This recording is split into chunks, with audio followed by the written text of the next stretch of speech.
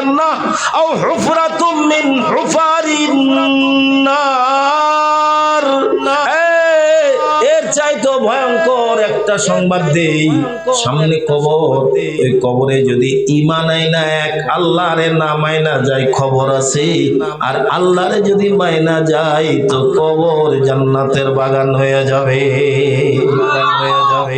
এই কথা বলতে না বলতেই আধা বয়সী যুবক না প্রৌঢ়ত্বে পৌঁছেছে এক লোক, একদম ভিড় ঠেলে হাতের মধ্যে একটা পাথর নিয়ে নবীজির সামনে এসে ডাক দিয়ে কয়, আলী হাদা জামাআতানা ইয়া মুহাম্মদ তাব্বাল্লাক ওয়াইলাক। এই কথা বলার জন্য তুমি আমাদেরকে ডাকছো? এই কথা, তুই বরবাদ হয়ে যা, তুই ধ্বংস হয়ে যা, তোরে নিশ্চিহ্ন করে দেব। নাউজুবিল্লাহ, জোরে বলেন নাউজুবিল্লাহ, জোরে বলেন। নবীজি ওর চেহারার দিকে তাকাইলেন, নবীজি ওর চেহারা তাকায়া নবী নিজেরে ধরে রাখতে পারলেন না। নবীজির চোখ দিয়া মুক্তার দানার মতো পানিগুলো টস টস করে পড়তে লাগলো। ডাক দিয়া কয়, আমাদের লা তুজ্জা হুবল্লাহ আলার বিরুদ্ধে স্লোগান দেওয়া যাবে না। তোর কিসের আল্লাহ টাল্লাহ? নাউজুবিল্লাহ বলেন। তোর কিসের আল্লাহ টাল্লাহ রে? দেখছিস পাথর, পাথর দিয়া তোর মাথা ঠাটা করে দেব, পাথর দিয়া তোর মাথা। নবীজি কাঁদেন, নবীজি এটা দুনিয়ার রেওয়াজ। অন্য মানুষ যদি আপনার বিরুদ্ধে কোনো কথা বলে তত কষ্ট লাগে না, কিন্তু আপনার ভাই যদি আপনার বিরুদ্ধে কথা বলে কলিজাটা ফাইটা যায়। কথা বলে যে আমার ভাই কেন আমার বিরুদ্ধে কথা বলবে, আমার ছেলে কেন আমার বিরুদ্ধে কথা বলবে, মনে হয় যেন দুনিয়া ছাইড়া চলে যায়। নবী তাকায় দেখেন ও কেউ নয়, নবীর আপনজন, যার সঙ্গে রয়েছে নবীজির রক্তের বন্ধন। নবী তাকায় আরশের মালিককে ডাক দিয়া বলে, আল্লাহ। আল্লাহ ডাক দিয়া কই, জিবরিল যারে যা আমার বন্ধু যেন করে না নার্ভাস ফিল, যেন করে না নার্ভাস। আমি আল্লাহ দিই নাই আমার কুদরতের রশিটারে ঢিল। নবীর আপনজন যখন দেখাইতেছে কুভাব, আমি আল্লাহ এক্ষুনি ফেলাবো আমার প্রভাব। তো আল্লাহ সূরায় একটা নাজিল করে জানায় দিলেন, সূরাটার নাম সূরায়ে লাহাব। এই লোকটা নবীজির আপন চাচা, এই লোকটা নবীজির নাম আবু লাহাব। কি নাম? আবু লাহাব। আবু লাহাব নবীর বাপ চাচারা 10 জন। কয়জন? 10 জন। আমার মনে হয় খুব বিরক্ত হচ্ছেন আপনারা, খুব বিরক্ত হচ্ছেন আপনারা। আমি যে কি কষ্ট করে এখানে এসেছি জানেন? আমি যে কি কষ্ট করে, কালকে নমিনেশন জমা দেওয়ার শেষ দিন, কালকে নমিনেশন জমা দেওয়ার শেষ দিন। আমি পীর সাহেব সলমনের পক্ষ থেকে হাত পাকার এমপি প্রার্থী, সলমনের পক্ষ থেকে হাত পাকার এমপি প্রার্থী। আপনাদের এখানে সরাসরি এক কাপ চা পর্যন্ত খাই নাই। নমিনেশনের কাগজপত্রগুলো অর্ধেক রেডি হয়েছে, জেলা শহরে, সব জেলা শহরে এখন ধুম চলতেছে নমিনেশন পেপার কমপ্লিট করার জন্য। কারণ কালকেই জমা দেওয়ার শেষ দিন, কারণ কালকেই জমা দেওয়ার শেষ দিন। আমার ড্রাইভারও আমার উপরে খেপে গেছে যে আপনি এগুলোই করবেন তো মাহফিলের দাওয়াত নিলেন কেন, এগুলোই করবেন তো মাহফিলের দাওয়াত নিলেন কেন। ওখান থেকে নওগাঁ থেকে গাড়িতে উঠছি, ওরা কাজ করতেছে, গাড়িতে উঠছি, ওরা শুধু গাড়ি থেকে নামছি, সরাসরি স্টেজে আসছি। তো আমি এত কষ্ট করে এত দরদ নিয়ে কথাগুলো বলতেছি, আপনাদের একটু হুহা করতে মনে চাইতেছে না? মনে চাইতেছে না? নবীর বাপ চাচারা কয়জন? এখন অনেকের নরম হয়ে আছে মন, এখন অনেকের। নবীর বাপ চাচারা কয়জন? এই 10 জন বাপ চাচারা 3 ভাগে বিভক্ত। কয় ভাগ? 3 ভাগ। এক ভাগ হলো যারা নবীর প্রতি ঈমান আনছে, নবীর কথা মানছে, ইসলামের জন্য নিজের জীবন পর্যন্ত উৎসর্গ করছে। যেমন হযরত আব্বাস রাদিয়াল্লাহু তাআলা আনহু, যেমন সাইয়্যিদুশ শুহাদা হযরত আমির হামজা রাদিয়াল্লাহু তাআলা আনহু, এরা নবীর চাচা। সুবহানাল্লাহ বলেন, চাচা। সুবহানাল্লাহ বলেন। আরেক গ্রুপ যারা নবীরে বলো ভালোবাসছে, যারা নবী আপদে বিপদে মুসিবতে নবীর পাশে দাঁড়াইছে, কিন্তু নবীর প্রতি ঈমান আনে নাই। যেমন চাচা আবু তালেব, যেমন চাচা আবু তালেব। নবীর বয়স যখন 11-12 বছর, এদিকে তাকান, এদিকে 11-12 বছর। নবীর বয়স যখন 11-12 বছর, নবীর বয়স খানায় কাবার বারান্দায় দাঁড়ায় দাঁড়ায় নবী কান্দেন, কারণ জীবনেও কোনোদিন আব্বাকে আব্বা ডাকতে পারেন নাই। মাকে যখন মা ডাকতে শিখছেন, মা বিদায় নিয়ে চলে গেছে। দাদার আশ্রয়ে ছিলেন, দাদাও মরে গেছে। নবী এখন কার কাছে যাবে? নবী এখন খানায় কাবার বারান্দায় কান্দে। তো দূর থেকে আবু তালেব দেখা দৌড়ায় গেছে। যখন ভাতিজার কাছে গেছে, তো ভাতিজা দৌড়ায় চাচার বুকের মধ্যে পড়ে গেছে। তো চাচা আবু তালেব নবীরে বুকের মধ্যে জড়াই নিয়ে ডাক দিয়া কই, কান্দিস না, তোর বাপ মা নাই, আমারও নাই। আজকের পর থেকে আমি তোর চাচা নই, আমি তোর বাপ। সুবহানাল্লাহ। এই 11-12 বছরের সন্তানকে নিয়ে আবু তালেব স্ত্রীর কাছে গিয়া ডাক দিয়া কই, আমার ভাতিজা, ওর বাপ নাই, মা নাই, আমারও বাপ নাই। আজকের পর থেকে আমরা যা খাবো ভাতিজা মোহাম্মদ তাই খাবে। ও ভাতিজা নয়, আজ থেকেও আমার সন্তান। এতটা ভালোবাসছে, কত ভালোবাসছে জানেন? একটা এক্সাম্পল দিই, কষ্ট হচ্ছে আপনাদের। এত ভালোবাসছে, নবী যখন নবুয়ত প্রাপ্ত হয়েছেন, তাওহীদ আর রিসালাতের দাওয়াত দেওয়া শুরু করছেন, তো মক্কার আবু জেহেল, আবু লাহাব, উতবা, শাইবা, ওলীদ ইবনে মুগীরা, আবুল বুখতারিরা দল বেঁধে আবু তালেবের বাড়িতে গেছে। বাড়িতে গিয়া দেখে আবু তালেবের পাশে আমাদের নবী দাঁড়ায় আছে। সুবহানাল্লাহ, সুবহানাল্লাহ। ডাক দিয়া কয়, আবু তালেব, ভালোই হইল, আপনারও পাইলাম, ভাতিজারও পাইলাম। আপনার এই ভাতিজা যা শুরু করছে, যা আর বরদাস্ত করা যায় না। আর আমাদের লাত উজ্জা হবল না ইলা মানাতের বিরুদ্ধে স্লোগান দেয়, এক আল্লাহরে মানতে হবে, আওয়াজ দেয়, এটা কিন্তু আমরা বরদাস্ত করতে পারবো না। আবু তালেব নবীজির দিকে তাকায় ডাক দিয়া কয়, বাবা তাই নাকি? যেটা বলতেছে সেটা কি তাই? তো নবী মাথাটা হালকা ঝাঁকুনি দিয়ে কয়, না। হ্যাঁ, সুবহানাল্লাহ। তো চাচাই কয়, বাবা রে, আমাদের সমাজে দ্বন্দ্ব লাগাস না, ঝগড়া ফাসাদ লাগাস না, যে যা করে করুক গা, তোর অত মাথা ব্যথা কে? নবী চোখের পানি ছাইড়া দিছে। চাচার সামনে ডাক দিয়ে কয়, চাচা, অসম্ভবটাকেও যদি আপনি আমার সামনে সম্ভব কইরা দেন, আসমানের সূর্যটা যদি আমার একটা হাতের মধ্যে আইনা দেন, আসমানের চন্দ্রটা যদি আমার আর এক হাতে আইনা দেন, গোটা মক্কার নেতৃত্ব যদি আপনি আমার হাতে তুইলা দেন, এরপরেও আমি লাত উজ্জা হবল না ইলা মানাতের বিরুদ্ধে দেব পাল্লা। আমার দেহ যতক্ষণ জান থাকবে ততক্ষণ আমি বলতেই থাকবো, আমার মালিক একমাত্র আল্লাহ। আবু তালেব ডাক দিয়া কয়, আবু তালেব, এই তোরা আর করিস না হইচই, আমার ভাতিজা যেটা বলছে এটাই সই। সুবহানাল্লাহ, জোরে বলেন। হয় নাই, জোরে বলেন সুবহানাল্লাহ। তোরা যতই লাতুজ্জা নিয়া কর হইছই, আমার ভাতিজা যেটা বলছে এটাই সই। আমি যতদিন বাঁচবো আমার ভাতিজা তার স্লোগান দিতেই থাকবে। তোদের যদি ক্ষমতা থাকে আমাকে উপেক্ষা করে এর মোকাবেলা কর। আল্লাহু আকবার, আল্লাহু আকবার। শেষ পর্যায়ে চাচা যখন মৃত্যু সজ্জায়, নবী বাইরে ছিলেন, শুনলেন যে তোমার বাপি বলো আর চাচাই বলো মরা অবস্থায়। একটা দূর দিয়া নবীজি ঘরের ভিতরে ঢুকছেন, গিয়া দেখে মক্কার লিডাররা পার্শ্বে বসা, আবু জেহেল একেবারে কাছে বসা। আল্লাহর নবী দৌড়ায় গিয়া চাচার মাথাটা কোলের মধ্যে নিয়ে নিছেন। নবীজির চোখ থেকে দর দর করে পানিগুলো পড়তেছে। নবী আমার কানে না ডাক দিয়া বলেন, আপনি যদি চইলা যান আমারে কে দেখে রাখবে? এমন কোন জায়গা নাই যেখানে আপনি আমার পাশে ছিলেন না। এখন আপনি যদি মইরা যান, কারে আমি চাচা কইয়া ডাক দেব? আবু তালেব কান্দে আর ডাক দিয়ে কয় ভাতিজা চিন্তা করিস না, মরণ এটা সবার দুয়ারে আসবে। তো নবী ডাক দিয়ে বলে চাচা যান,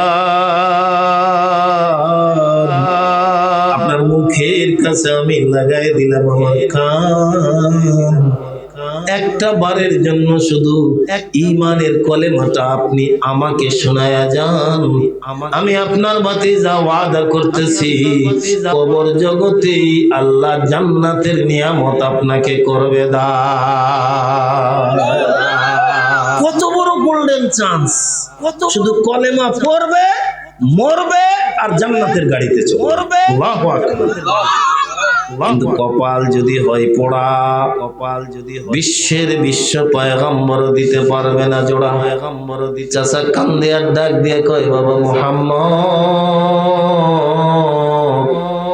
পৃথিবীর কেউ না জানুক, আমি জানি তুই তোর আল্লাহর মহামূল্যবান সম্পদ। মহামূল্যবান সম্পদ।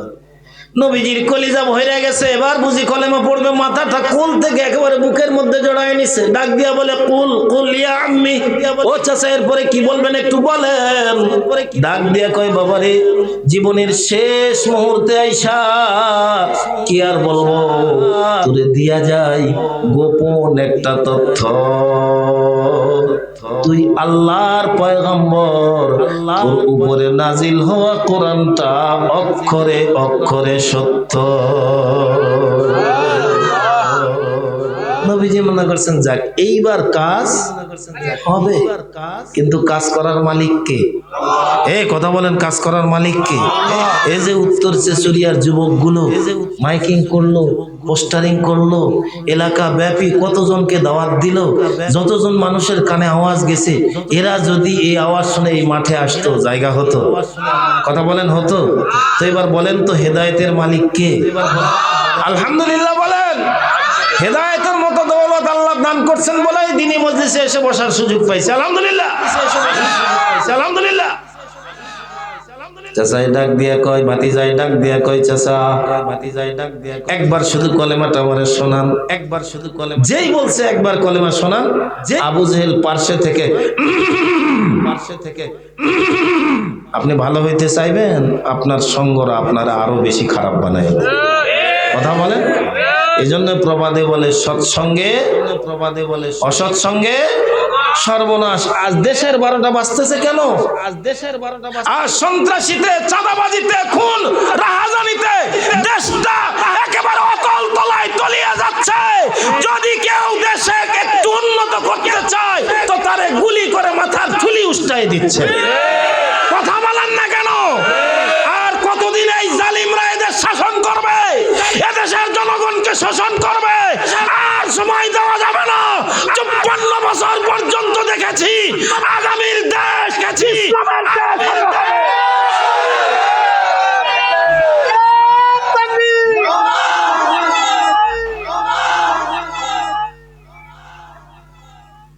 আল্লাহ আমাদেরকে শুভ বুদ্ধির উদয় ঘটাক।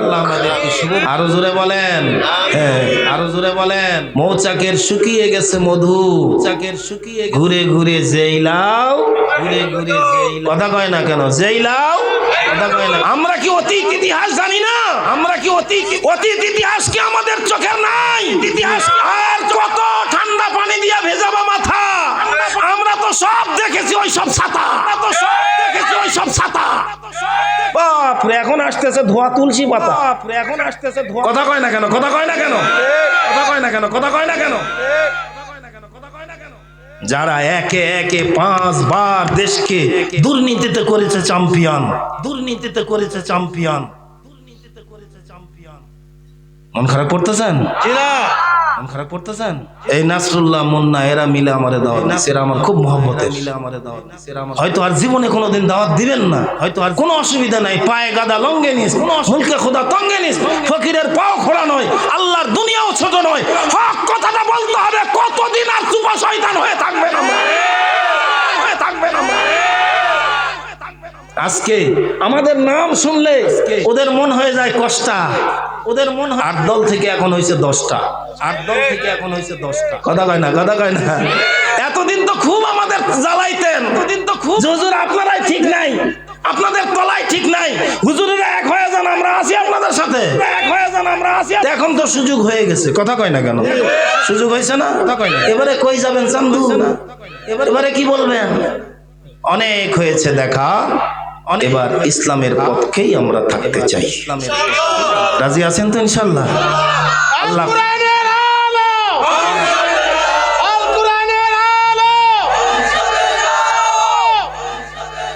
আল্লাহ আমাদের শুভ বুদ্ধির উদয় ঘটাক। আরেকটু জোরে বলেন আমিন। আর যদি যেই সেই হয় তো মনে রাখবেন, যেই যাবে লঙ্কায় সেই হবে হনুমান। আমাদের আর হয়তো বাড়বে না মান সম্মান, আর হয়তো বাড়বে না মান সম্মান। সরকারে দো আলম নবী ডাক দিয়ে বলেন, চাচা আলম নবী ডাক, একবার শুধু কলেমাটা শোনান, একবার শুধু কলেমাটা শোনান। এমন সময় আবু জেহেল গলা খাকাড়িনি মারছে, সময় আবু জেহেল গলা খাকাড়িনি মারছে। হ্যাঁ, তো আবু তালেব মাথাটা ঘুরায় দেখে আবু জেহেলের চোখ রক্ত বর্ণ লাল হয়ে গেছে। মাথা ঘুরায় ডাক দিয়া কয়, বাবা মুহাম্মদ, তুমি আল্লাহর পয়গম্বর, তোমার উপরে নাযিল হওয়া কোরআন সত্য, তোমার উপরে আনিত দ্বীন ইসলাম কিয়ামত পর্যন্ত চলবে, এটাও সত্য। তবে বাবারে, আমার একটা মান সম্মান আছে, আমি মান সম্মানকে জলাঞ্জলি দিতে পারবো না। পরলৌকিক জীবনে তোমার বর্ণনা মতে জান্নাত আছে, আমি জান্নাত গ্রহণ করলাম না, জাহান্নামই গ্রহণ করলাম আমার মান সম্মানের ভয়ে। নাউজুবিল্লাহ, জোরে বলেন, নাউজুবিল্লাহ, জোরে বলেন, জোরে বলেন। পয়গম্বর আর্তনাদ করে কাঁদলেন, চোখের পানি ফেললেন, আল্লাহকে ডাক দিয়ে বললেন, আল্লাহ, আমার অন্তত এই চাচার হেদায়েতের একটা ব্যবস্থা করেন। আরশের মালিক ডাক দিয়ে বলেন, ইন্নাকা লা তাহদি মান আহবাবতা, ও নবী, আপনি যাকে ভালোবাসবেন হেদায়েত তাকে দিয়ে দিবেন, এটা হইতে পারে না। বরং আমি আল্লাহ যাকে চাইবো, হোক সে কুশ্রী, হোক সে বিশ্রী, হোক সে পাতিলের তলার চাইতো বেশি কালো, এরপরেও বেলালের কলিজাটাই আমি মাওলার দরবারে বড় ভালো। তো নবীজির বাপ চাচারা কয় ভাগে বিভক্ত? বাপ চাচারা ভুলে গেছেন কয় ভাগ? তাহলে এক ভাগ যারা ঈমান আনছে, যারা ঈমান নবী তথা ইসলামের জন্য জীবন উৎসর্গ করছে, আরেক ভাগ নবীরে বড় ভালোবাসছে কিন্তু ঈমান আসছে, আরেক ভাগ ঈমান আনে তা নাই, তা আনেই নাই, বরং নবীজিকে দুনিয়া থেকে নিশ্চিহ্ন করে দেওয়ার জন্য উঠে পড়ে লাগছে। যেমন আবু লাহাব, যেমন যেমন কেন জানি কথা খালি লম্বায় হয়ে যাচ্ছে, বলবো বলবো বলবো চমৎকার একটা তথ্য দিয়ে দিই। এই আবু লাহাব যে পাথর মারার জন্য আসছে, আপনারা জানেন নবীকে কত ভালোবাসে? আপনারা জানেন নবীকে কত ভালোবাসে? আল্লাহ নবী যখন জন্ম নিছে, আল্লাহ রবিউল আউয়াল মাসে সোমবার শবে সাদিকের সময় আবু লাহাবের দাসী সুয়াইবা, নবীরে দেখে একটা দৌড় দিয়ে আবু লাহাবের কাছে গিয়া ডাক দিয়া কয়, আবু লাহাব, মনিব আমার, আপনি জানেন আপনার যে ভাইটা মইরা গেছে আব্দুল্লাহ, ওর যে সন্তানটা আমেনার পেটের মধ্যে ছিল, আমি এই মাত্র দেখলাম আমেনা সন্তান প্রসব করছে, একটা ছেলে সন্তান হয়েছে। আমি তার চেহারার দিকে তাকাইছি, আমি আমার জানের শপথ করে বলছি, আসমানের পূর্ণিমার চাইতেও এই সন্তানের চেহারা বেশি সুন্দর। আবু লাহাব ডাক দেখে, কি কইলি, কি কইলি, আরেকবার কত? ডাক দেখে, কি কইলি, কি কইলি, আমাদের আঞ্চলিক শব্দ বলছি আর কি বললি, আরেকবার বলতো। কি আপনার যে ভাই মরে গেছে আব্দুল্লাহ, তার স্ত্রী আমেনার গর্ভে যে সন্তান ছিল, একটা ছেলে সন্তান হয়েছে, ছিল একটা। আবু লাহাব লাফায় ডাক দিয়ে কয়, আমি তো মনে করছিলাম আমার ভাইয়ের বংশের প্রদীপ নিভে গেছে, এখন তো বাতি জ্বলে উঠছে রে, এখন তো বাতি জ্বলে উঠছে, বাতি তো জ্বলে গেছে। এত বড় সুসংবাদ যখন তুই দিলি, তাহলে তোরে কি দেই, কি দেই, কি দেই, তাহলে তোরে এই মক্কার বাজারে তোরে বিক্রি করলে 1 লক্ষ টাকা পাইতাম, যা এত বড় একটা সুসংবাদ যখন দিলি, তোরে এই সুসংবাদের কারণে আজাদ মুক্ত আর স্বাধীন করে দিলা। নবী যখন একটু বড়, 6-7 বছর বয়স, 6-7 বছর বয়স। মক্কার গলিতে গলিতে, গ্রামে গঞ্জে, সব জায়গায় সবাই খালি বলে মুহাম্মদ মুহাম্মদ মুহাম্মদ। সুবহানাল্লাহ বলে, সুবহানাল্লাহ বলে। তার মানে নবী যেমনি হাঁটে, লোকেরা কয় এমন করে হাঁটা মক্কার জমিনে কাউরে দেখি নাই। নবী যখন কথা বলে তো ওরা বলে এত মিষ্টি করে কথা বলা মক্কায় কাউকেই দেখি নাই। নবীর বলা চলা, উঠা বসা সব কিছু নিয়ে আলোচনা চলে। যেখানে আবু লাহাব যায় তার ভাতিজার আলোচনা শুনে, কাছে গিয়া ডাক দিয়ে কয় মুহাম্মদ রে চিনিস? ওকে আমার ভাতিজা, নিজের ভাতিজা রে, আমার নিজের ভাতিজা, আমার নিজের ভাতিজা। কেমনে বললে যে আমি আপনাদেরকে বুঝাই, আপনাদের এই সেসুরিয়া এলাকা, এটা সেসুরিয়া না? সেসুরিয়ার একজন কৃষক মানুষ, গরিব মানুষ, অশিক্ষিত মানুষ, তার একটাই ছেলে। সে জানে যে শিক্ষার মান বড় ভালো, এজন্য তার ছেলেটাকে অনেক কষ্ট করে MA পাস করাইছে, অতঃপর সে ডাক্তার হয়েছে। MBBS নয়, FRCS ডাক্তার। দুপচাচিয়া উপজেলায় সে পোস্টিং হয়েছে। এই সেসুরিয়ার কোন লোক গেলেই ওই ডাক্তার ওর সব চিকিৎসা করে। শুধু চিকিৎসাই নয়, যদি শোনে গরিব, সেসুরিয়া বাড়ি, ঔষধ পর্যন্ত কিনে দেয়। বলেন তো এই ডাক্তারের নাম এলাকায় হবে কিনা? ওই রাস্তার মোড়ে, চার দোকানে, জিয়ানগরে, সব জায়গায় গল্প করে, আরে আমাদের এলাকার এক ছেলে আব্দুল সাত্তার নাম, এই উপজেলায় চাকরি করে ডাক্তার হয়েছে। এরকম ডাক্তার আমরা আমাদের জীবনে দেখি নাই। যখনই শুনে যে সেসুরিয়া বাড়ি, শুনে ও সবকিছু বাদ দিয়ে ওর চিকিৎসা করে। খালি চিকিৎসা নয়, যদি শুনে গরিব, খালি চিকিৎসা, ওর ঔষধ পড়তে কিনে দেয়। ওই চাষটালের কোনায় বুড়া বসা, ওই চাষটালের বুড়া লাভ দিয়ে উঠে ডাক দিয়ে কয় আব্দুল সাত্তার ডাক্তারকে জানি, সেটা আমার বেটা। ডাক্তারকে জানি, সেটা আমার বেটা। এলাকায় যদি কেউ সম্মানিত হয়ে যায়, প্রত্যেক এলাকার মানুষ তাকে নিয়ে গর্ব করে না? তো এই বুড়া পর্যন্ত বলছে আমার বেটা, বুড়া পর্যন্ত বলছে আমি বড় কষ্ট করে ওর মানুষ করছি, আমি বড় কষ্ট। নবী তখনও নবুয়ত প্রাপ্ত হয় নাই। নবীর বয়স তখন 25 বছর। নবীর বয়স কত বছর? আর খাদিজার বয়স তখন 40 বছর। খাদিজার বয়স কত বছর?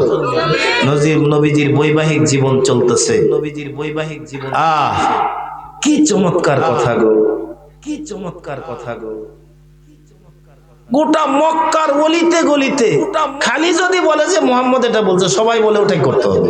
সুবহানাল্লাহ বলেন, সুবহানাল্লাহ বলেন। একদিন আবু লাহাব দৌড়ায় গেছে ভাতিজার কাছে গিয়া ডাক দিয়ে কয় বাবা মুহাম্মদ, আমার ভগবান আমার অনেক সম্পদ দিছে, এত সম্পদের মালিক, আমার খাওয়ার লোক নাই, মাত্র 2টা ছেলে আমার। একটার নাম উতবা, আর একটার নাম উতাইবা। এরা বিয়ের উপযুক্ত হয়েছে। তোমারও তো 2টা মেয়ে আছে, একটার নাম রুকাইয়া, একটার নাম উম্মে কুলসুম। তুমি যদি বিরোধিতা না করো তাহলে আমার 2 ছেলের সঙ্গে তোমার 2 মেয়ের বিবাহটা দিয়ে দিতে পারি। তো নবী বলেন চাচা এটা তো উত্তম প্রস্তাব। তো নবী বলেন আমি কেন এটা বিরোধিতা করব? নবীজি তার 2 মেয়ের সঙ্গে বিয়ে দিয়ে দেয়। আর যেখানে আলোচনা চলে, আবু লাহাব গিয়া ডাক দেয়, মুহাম্মদকে জানিস? ও আমার খালি ভাতিজা নয় রে, আমার নিজের বিয়াই। আমার খালি ভাতিজা নয় রে, আমার নিজের বিয়াই, আমার নিজের বিয়াই। লোকেরা কয় কেমন বিয়াই? কয় আরে আমার নিজের বিয়া, আমার 2 বেটাক দৌড় 2 বেটিক দিয়ে বিয়ে দিছি, আমার 2 বেটাক দৌড় 2 বেটিক দিয়ে বিয়ে দিছি।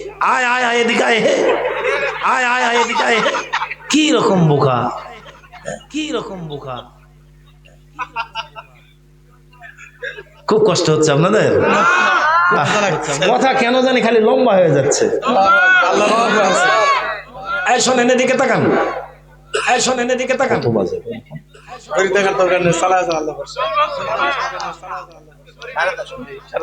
আমাকে আর 15টা মিনিট সময় দেন।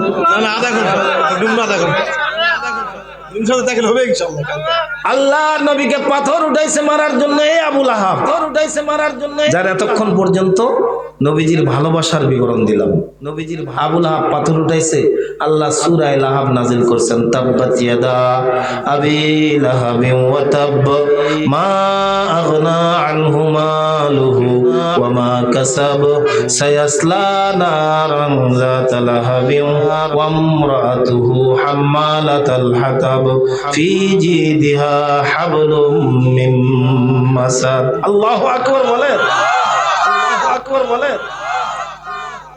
আবু লাহাব যখন শুনছে, পাথর খালি নিচা হয় নাই, মাথাও নিচা হয়েছে। যদিও নবীকে মানে নাই, বিশ্বাস করে নাই, কিন্তু নবীর কোনো কথা অবিশ্বাস করে নাই। কাফেররা নবী বলেছে মানে কাম হয়ে গেছে। তুমি আমার বন্ধুকে বললা বন্ধু বরবাদ হয়ে যাবে, নিশ্চিন্ন হয়ে যাবে। আমি আল্লাহ বলছি তাব্বাত ইয়াদা আবি লাহাব, লাহাব তোর দুই হাত ধ্বংস হয়ে যাবে। মা আগনা আনহু মালুহু ওয়া মা কাসাব, তুই তোর সম্পদ, তোর সন্তান তোর কোনো উপকারে আসবে না। আল্লাহু আকবার বলেন। আবু লাহাব ওই জায়গা থেকে দৌড় দিয়া বাড়িতে গেছে, বউকে ডাক দিয়ে কই বিবি একটা খবর নিবি, তুইও শেষ আমিও শেষ। সুবহানাল্লাহ। কই তার মানে? কই মুহাম্মদ তার আল্লাহর পক্ষ থেকে যে সূরাটা নাজিল করছে, ওরা বলতেছে সূরা ওটা আমাদেরকে করে ফেলছে গোড়া, তুইও শেষ আমিও শেষ। কই পাগল হইছেন নাকি? আমিও শেষ আপনিও শেষ, খালি কইলেই হলো? কই তুই জানিস না মুহাম্মদ যা কয় তাই হয়। সুবহানাল্লাহ বলে, সুবহানাল্লাহ বলে। ডাক দিয়া কয় উতবা, উতাইবা রে, বেটা কই রে, বেটা কই রে। খেলার নাম, খেলার নাম। দুই বেটা দৌড়ে আসছে, ডাক দিয়ে কো বাবা তোরা জানিস না তোদের শ্বশুর আমার কলিজার মধ্যে মারছে থাবা। কি হয়েছে? কয় এই ঘটনা। আমি তোদের বাপ, তোরা ছাড়া আমার আর কেউ নাই, তোরাই মাত্র আমার দুইটা সন্তান, আমার অরেল সম্পদ। আমি বাপের কথা যদি না মানিস, এই সব সম্পদ কিন্তু আমি উজ্জার নামে, লাতের নামে, হবলের নামে দিয়ে দেবো। কই বাবা কি বলেন, মাথা কি খারাপ হয়ে গেছে? কয় তোরা আমার কথা শুনবি তো? বলে 100% শুনবো না কেন, তুমি না আমাদের বাবা। কয় তাহলে এক্ষুনি ওঠ, মুহাম্মাদের বাড়ির দিকে ছোট। ওর যে দুই মেয়েকে তোরা বিয়ে করেছিস, আমি তো তোদের বিয়ে দিছি, আমি বিয়েটা তো আমিই দিছি। আমি তোদের বাপ বলতেছি এই মুহূর্তে ওদের মেয়েকে তালাক দিয়ে আসবে, ওদের মেয়েকে তালাক। নাউজুবিল্লাহ বলবেন না? আরো জোরে বলেন না নাউজুবিল্লাহ। এটা কোনো ব্যাপার নয়। নবীজি ঘরের ভিতরে আছেন, নবীজি ঘরে অথবা দৌড়াইয়া গিয়া দরজার মধ্যে টোকা মারছে। আপনার আমার পয়গম্বর বলেন মান, আমার পয়গম্বর কে? বাইরে থেকে জবাব আসে আনা উতবা, আরেকজন বলে আনা উতাইবা। নবী নিশ্চিত জামাই দয় আসছে, ঘরের দরওয়াজাটা নবী খুলছেন। ঘরের দরওয়াজা খুলতে দেরি, উতবা নবীজির কলারটা বাঘের মতো চাপায় ধরতে দেরি করে নাই। আমার নবীর কলারটা ধইরা ছিসরাইতে ঘরের ভিতর থেকে টান দিয়া বের করছে। নবীর জামাটা পর্যন্ত ছিঁড়ে গেছে, জামাটা পর্যন্ত ছিঁড়ে গেছে। আপনার আমার পয়গম্বর নির্বাক পাথরের মতো হয়ে গেছে। এটা কি হইল? উতবা ডাক দিয়া কয় আমাদের বিরুদ্ধে কোরআনের আয়াত নাজিল করা, আমার বাপের বিরুদ্ধে, আমার মায়ের বিরুদ্ধে, এত চালাক দিয়া দিলাম তোমার মেয়েদেরকে তালাক। লা তুজাহু বলনা এলার বিরুদ্ধে দাও পাল্লা। কিসের আল্লাহ টাল্লাহ? পাল্লা কিসের আল্লাহ টাল্লাহ? সরকারে দু আলম নবী চোখের পানি ছাইড়া দিয়ে ডাক দিয়ে কয় মালিক, মালিক আমার দুইটা মেয়েরে তালাক দিয়ে দিছে, আমার দুঃখ নাই। আমার এ ভাই, তালাক প্রাপ্ত মেয়ে যদি কারো ঘরে থাকে সেই বোঝে তালাক প্রাপ্ত মেয়ে ঘরে পালা কতটা জ্বালা। এ মেয়ে বিয়ে দেওয়ার বড় কষ্ট হয়ে যায়। আল্লাহ নবী চোখের পানি ফেলে ডাক দেয়া কয় আল্লাহ আমারে বেইজ্জত করছে, আমার কোনো আফসোস নাই, আমার কোনো দুঃখ নাই, আমার কোনো দুঃখ নাই। ও মালিক, তোমারে যে আল্লাহ তাল্লাহ কইয়া গালি দেয়, এটা তো আমি নবী সইবার পারবো না।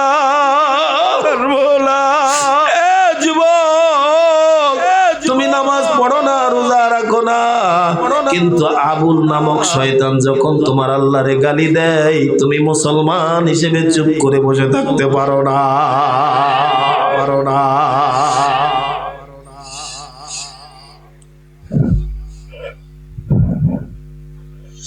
অনেক লম্বা কথা সংক্ষেপ করে কয়ে দে, আল্লাহর নবীর এই দুই মেয়েকে নবী সর্বশেষ হযরত ওসমানের সঙ্গে বিয়ে দেন।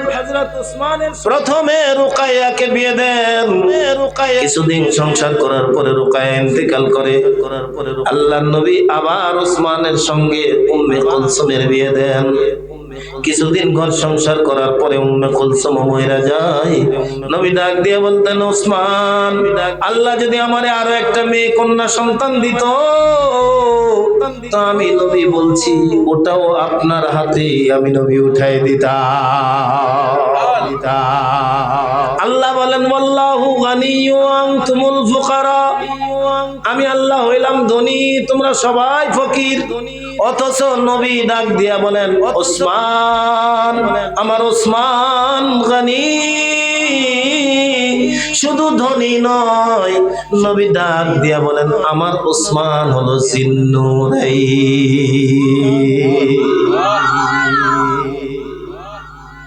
ওইদিকে আর না যাই, নবী খানায় কাবার বারান্দায়। রাত্রের ঘটনা ওখানেই থাক, সকালবেলা নবীজি খানায় কাবার বারান্দায়। নবীজির পার্শ্বে এমন একজন সাহাবী বসা, যাকে নিয়ে স্বয়ং আল্লাহ পর্যন্ত করতেন ফখর, যাকে নিয়ে নবীজি মক্কা থেকে মদিনায় করেছিলেন সফর। আজ নবীজির রওজার পার্শ্বে যার কবর, যার নাম হযরত আবু বকর। নবী কাবার বারান্দায় বসে বসে তেলাওয়াত করতেছেন, ইয়াসিন ওয়াল কুরআনিল হাকীম।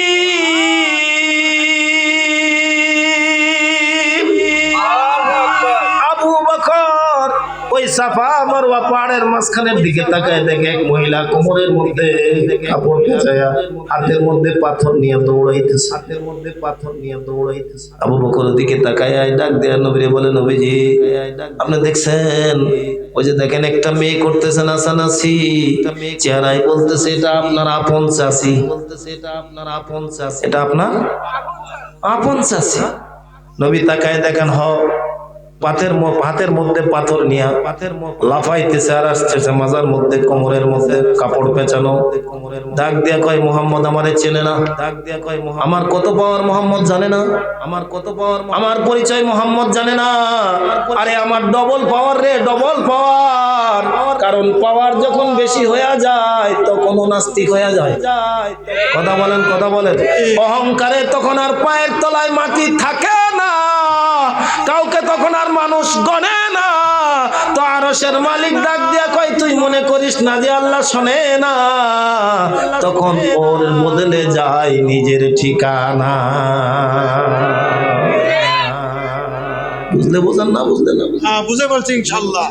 দিল্লি অহংকার পতনের, অহংকার কথা কয় না, অহংকার কিসের মূল? পতনের মূল। আল্লাহ তোমার অনেক দিয়েছে, তুমি শুকরিয়া আদায় করো, আল্লাহ আর বাড়ায় দেবে। যখন তুমি অহংকার করবা, আল্লাহ তোমার ইজ্জত নয়, তোমার পাছার চেয়ার পর্যন্ত কাড়ে নেবে, তোমার বেইজ্জত করে ছেড়ে দেবে।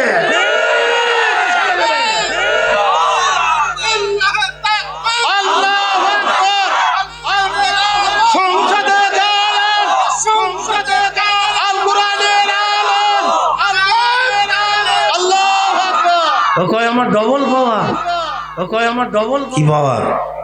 আর একটু ধীরে বলেন, কি পাওয়ার? আমি এক নেতার বেটি, আর এক নেতার বউ। আমি এক নেতার, মানে ও বলে আমি এক নেতার বেটি। আবু জেহেল আমার বাপ, তো আবু জেহেল মক্কার লিডার, তো আবু জেহেল আর আবু লাহাব হলো আমার স্বামী। আমি কি কম দামি? মুহাম্মদ আমার চেনে? আবু বকর ডাক দিয়ে বলে, ইয়া রাসূলুল্লাহ, বড় খেপা তো দেখতেছি। আসতেছে আল্লাহর নবী কোরআন তেলাওয়াত করতেছেন আর ডাক দিয়া বলতেছেন, লা তাখাফ ওয়া লা তাহজান ইন্নাল্লাহা মা'না। ভয় পাও না আবু বকর, এই মিশন তো আমার ইচ্ছায় নয়, আমার মালিক তো এই মিশন চালানোর কথা আমারে বলেছে। নবী কোরআন তেলাওয়াত করতেছেন আর আবু বকর ভয়ে থরথর করে কাঁপতেছে। একবারে আবু লাহাবের স্ত্রী উম্মে জামিলা পাথর নিয়ে কাবার বারান্দায় এসে দাঁড়ায়, ডাক দিয়া বলে, ইয়া আবু বকর আইনা মুহাম্মদ। আল্লাহু আকবার বলেন, না বুঝলেও চিৎকার মেরে বলেন আল্লাহু আকবার। এ আবু বকর, নবী না কবি মোহাম্মদ কই? আবু বকর একবার নবীজির দিকে তাকায়, একবার উম্মে জামিলার দিকে তাকায়, মনে মনে চিন্তা করে ও যখন দেখেই না তো আমার বলার দরকার কি? ও যখন দেখেই না তো আমার বলার দরকার আছে? কি ভাই খুব কষ্ট হচ্ছে? মজা লাগতেছে। আমাকে আর 5টা মিনিট সময় দেন। কাল তো ইনশাল্লাহ তাকবীর হবে আল্লাহ ভরসা। আমি উকিলের কাছে সবকিছু রেখে আসছি। আল্লাহ কবুল করবে ইনশাআল্লাহ। উনি বলছে যে রাত 12টা হলো আপনি এসে নিয়ে যাবেন, কারণ কালকে সুযোগ হবে। আমি ইচ্ছা করছিলাম যে আধা ঘন্টার বেশি কথা বলবো না, কিন্তু আপনাদের এই চাহনি এবং দিল দিয়া কথা শোনার কারণে হয়তো আল্লাহ তাআলা সময়টা বাড়ায় দিছে। আবু বকর ডাক দিয়া আবু বকর চুপচাপ আছে, আর মনে মনে ভাবতেছে ও যখন দেখতেইছে না তো আমার বলার দরকার নাই। খুব লাফালাফি করছে, খানায় কাবার বারান্দায় লাফায় ডাক দিয়া কয় ওর কপাল ভালো রে, মুহাম্মাদের কপাল ভালো, জোরে আমি পাইলাম না, পাইলেই পাথর দিয়ে থেতা করে দিতাম। চিল্লায় গেছে। আবু বকর ডাক দিয়ে বলি ইয়া রাসূলুল্লাহ, বুঝলাম না তো ঘটনাটা কি? আল্লাহর নবী বলেন আমি কোরআন তেলাওয়াত করতেছি তো আরশের মালিক আল্লাহ তাআলা আমারে হেফাজত করছেন। আর জোরে বলেন সুবহানাল্লাহ। এ আবু বকর, আমার চাচিরে তুমি দেখছো কিন্তু আমি নবী দেখি নাই। কারণটা কি জানো? আমি যখন তেলাওয়াত করতেছিলাম তো আমার চতুর্দিকে এত ফেরেশতারা বেষ্টনী করে রইছে, আমি নবী পর্যন্ত আর কাউকে দেখতে পারি নাই। ওয়া মাকারাল্লাহ ওয়াল্লাহু খায়রুল মাকিরিন।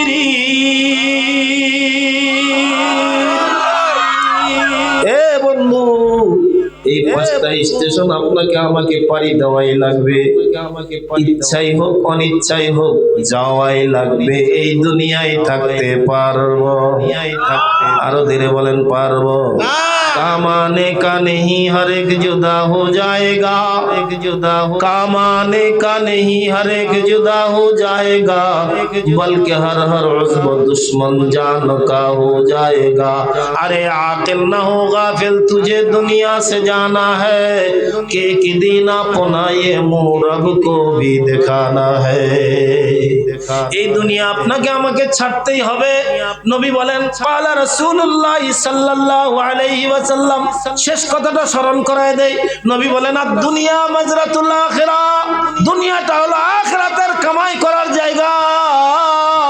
এখানে একবার সুবহানাল্লাহ বলবেন তো নবী বলেন আপনার জান্নাতের ভিতরে আল্লাহ এত বড় একটা ফলওয়ালা গাছ লাগায় দিবে, যেই গাছের নিচে বিরামিন পৃথিবীর সবচাইতে দ্রুতগামী একটা ঘোড়া 500 বছর যদি দৌড়ায় ঘোড়া ক্লান্ত হবে, গাছের ছায়া শেষ হবে না।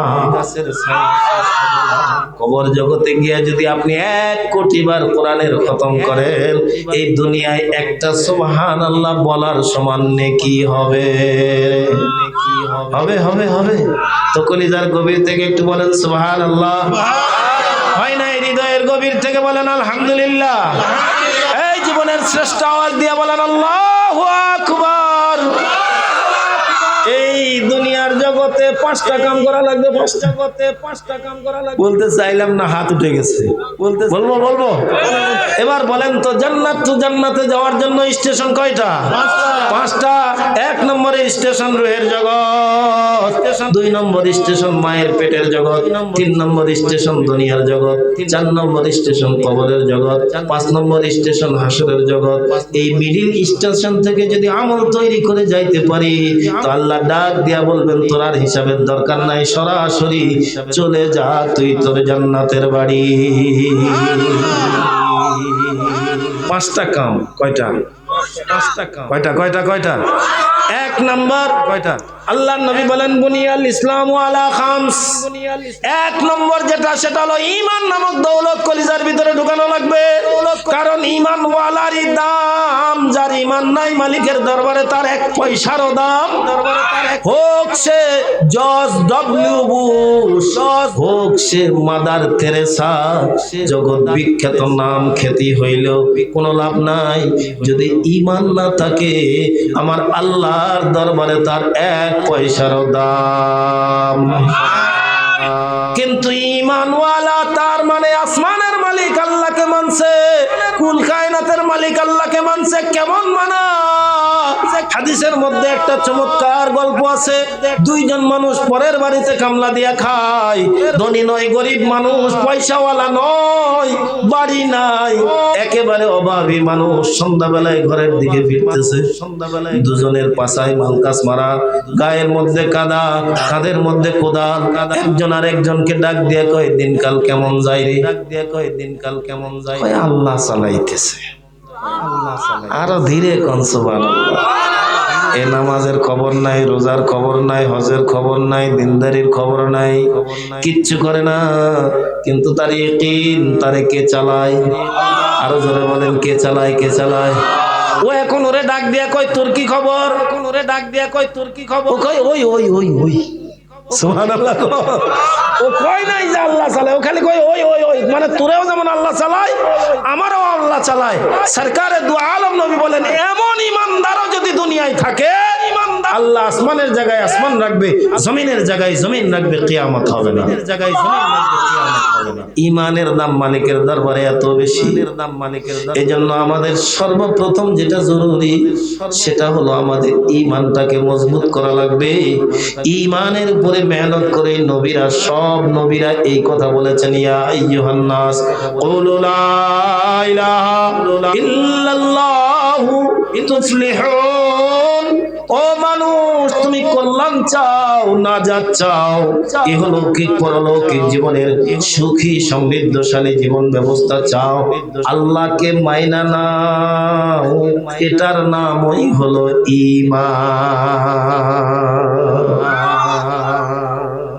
এই 3 নম্বর স্টেশনে যা করব, কবর জগতে ওটাই আসবে। এখানে যদি আমলটা ভালো হয় তো কবর জগতে আল্লাহ তাআলা হাবিবের মাধ্যমে সংবাদ দিয়ে দিবেন, উলবিসু বিল জান্নাহ ওয়া ফরিসু বিল জান্নাহ। হে আমার বান্দাটা আমার গোলামি করছে, মাটিতে ঘুমাবে হবে না, দে জান্নাতের বিছানা বিছায় দে, সাদা কাপড়ে মোড়ানো থাকবে হবে না, যে জান্নাতের পোশাক পরায় দে। শুধু জান্নাতের পোশাক পরাবি তা হবে না, জান্নাত থেকে একটা রাস্তা সুড়ঙ্গ করে দে। 5 নম্বর স্টেশন যাওয়ার আগ পর্যন্ত আমার বান্দা আরামের ঘুম ঘুমাক। 5 নম্বর স্টেশনে উঠবে, আল্লাহ ডাক দিয়ে বলবেন, এই ফেরেশতারা আমার এই বান্দাদের কোনো হিসাবের দরকার নাই, যা তোরা সেলুট দে, শুভেচ্ছার স্বাগতম জানাইতে জানাইতে আমি মাওলার জান্নাত পর্যন্ত বান্দাকে পৌঁছায়া দে। আল্লাহ আমাদের সবাইকে সেই মহান মালিক আল্লাহর গোলামি করে কবরে যাওয়ার তৌফিক দান করুন। আরেকটু জোরে বলুন আমিন। ওয়া আখির দাওয়ানা আনিল হামদুলিল্লাহি রাব্বিল আলামিন ওয়া সাল্লাল্লাহু আলা সাইয়্যিদিল আমবিয়া ওয়াল মুরসালিন।